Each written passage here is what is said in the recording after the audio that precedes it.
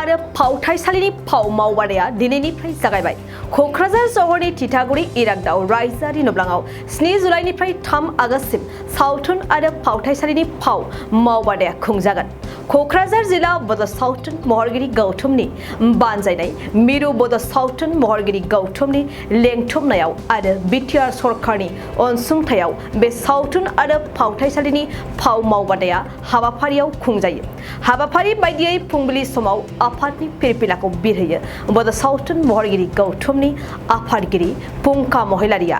बे हाबाफारियाव बिटिआरनि मावफुं सोद्रोमा दावबायसा बर'आ बाहागो लाना बेखेवना होयो आरो बेजों लोगोसेयैनो दुलाराय बर' फरायसा आफादनि हारिमु नेहाथारि सचिन इस्लारि आरो माखासे बिबानगिरिफ्रा बाहागो लादों। दानिया फैदो बिटिआरनि मावफुं सोद्रोमा दावबायसा बर'आ जोंनि खौरांगिरिनि गेजेरजों मा फोरमायदों आबुं मिथिना लानि। जोंनि गोबां लाइमोन सेंग्रा सिख्लाफ्रा मोसानाय मेथाइ खननाय बा बायदि बायदि दामनाय देनायाव आखा फाखा आरो गोसो गुदुंखा।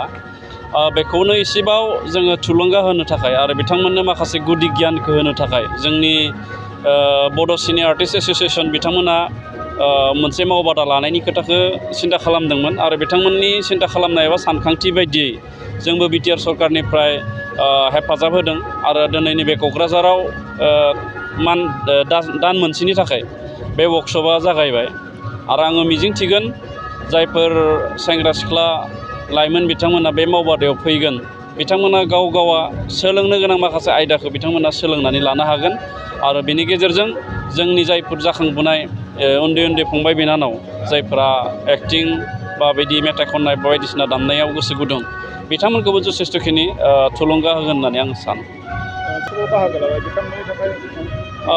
जायफोरा नैबे वर्कशपआव बाहागो लानानै जोबजासिम थागोन एबा क्लजिं सेरेमनिसिम थागोन बिथांमोननो जोंनि बिटिआर सरकार आरो बेनिफ्राय बिसिसिए जथायै जोङो गांफा गांफा सार्टिफिकेट होनाय जागोन। जाय सार्टिफिकेटखौ लानानै बिथांमोना इयुननि खामानि एबा गुबुन गुबुन जायगायाव नांगौ जानाय जायगायाव बिथांमोना बेखौ प्रडिउस खालामनो हागोन आरो बेजोंनो माखासे गावसोरनि जौगालांनायाव मददथि मोनगोन होननानै आं सानो।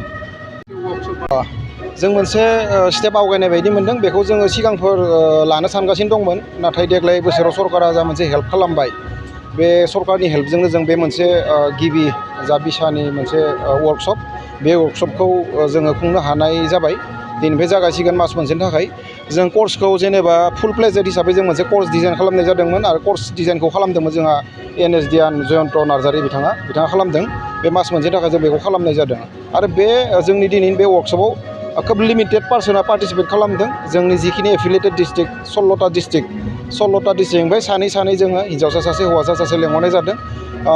मात्र 32 जन बे सोलोंसाया बेयाव माने वर्कशप लानो बाहागो मोननाय जादों आरो मोनफ्रोमबो डिस्ट्रिक्टनिफ्राय एसे रोंखानाय एसे राखानाय बिथांमोनखौ जोङो लेंहरनाय जादों आरो बे हिसाबै दिनै बेयाव बे वर्कशपआ स्टार्ट जाबाय आरो बिथांमोननि जानाय थानाय सुबिदाफोरा गासैबो जानाय थानाय आरो सोलोंनाय सुबिदा रेसिडेन्सियेल जागोन। बेयावनो थागोन, बेयावनो सोलोंगोन। बिसोर मास मोनसेनि थाखाय गासैबो फ्रि जाजोबगोन। बिथांमोना बे वर्कशपआव बाहागो लाखांनायनि उनाव बिथांमोननि इयुनाव माबायदि खाबु जागोन? बे गोबां खाबु फैयो, खाबु मोनगोन बिथांमोना। जेनेबा जों सासे एक्टर बा एक्ट्रेस जानायनि थाखाय बा जिखुनु एक्टिं खालामनो थाखाय जिखिनि जोंनो गोनां जानानै दं बे गोनां जानाय बुस्थुखिनिखौ बिथांमोना बे वर्कशपनि थ्रुयैनो मोनखागोन। दा जों जायखौ माने मेचियर्ड लेभेलनि एक्टर होननानै बुंनो हागोन आरो बे एक्टिं जों माखौ बुङो थियेटारावनो जा बा सिनेमायावनो जा जों जिखौ एक्टिं होननानै बुङो बे बुस्थुखौ बिसोरो मोजाङै बुजिना मोनगोन। आरो बेयाव एक्टिंल' जानाय नङा, माखासे जोङो केरियार गाइडेन्सजों लोगोसे जों किसुमान साफिक्सेस बुस्थु लाफानाय जादों। जेरै यगा लादों, जोङो मार्शियेल आर्ट लादों, फिजिकेल मुभमेन्टनि आरो जेनेबा जोङो डान्स करिय'ग्राफार बा बे भइस डेलिभारि मेकआपनि बा करिय'ग्राफिनि बेबायदि माखासे बिथिंखौ जों लाफानानै बे कर्स डिजाइनखौ बानायनाय जादों आरो गतिके बिथांमोना बे वर्कशप फोजोबनायनि उनाव गावबा गावनो सासे रोंखा राखा सासे नलेज गोनां सुबुं सम्पद महरै बिसोरो गावखौ प्रेजेन्ट खालामनो हागोन होननानै जों सानदों आरो बेखौ जोङो मोनफा डिस्ट्रिक्ट कमिटि दं। बे डिस्ट्रिक्ट कमिटिखौ जों बेस्ट गावसोरनि जायगायाव थानाय गोसो गुदुं जायखौ हरथाव बेबायदियै जों सायख'नानै हरनो थाखाय डिस्ट्रिक्ट कमिटिखौ दायित्व होनाय जादों आरो बे लेखायै बिथांमोना सायख'नानै हरनाय जादों। 2023-24 सोलोंथाइ बोसोरनि थाखाय गोदान मुं थिसननाय लानानै फैदों डन बस्क' डिग्री कलेज साफागुरिया। देग्लायनिफ्राय डन बस्क' डिग्री कलेज साफागुरियाव बेचलर अफ आर्ट्स एबा BA नि सेथि सेमिस्टारनि गोदानै मुं थिसननाया दायो सोलिगासिनो दं। चिरां जिल्लानि साफागुरियाव थानाय डन बस्को डिग्री कलेजआ देग्लायनिफ्राय BA थाखोनि सेथि सेमिस्टारनि थाखाय गोदानै एडमिशन लानायजों लोगोसे बड', इक'नमिक्स, इंलिश, एडुकेशन, हिस्टरी आरो पलिटिकल साइन्स आयदानि थाखाय BA अनार्सनिबो खाबु दं। गोग्गो सोलोंथाइनि थासारिजों लोगोसेयैनो डन बस्को डिग्री कलेज साफागुरियाव आलादा आलादायै हौवा हिन्जावनि थाखाय हस्टेलनि खाबुबो दं।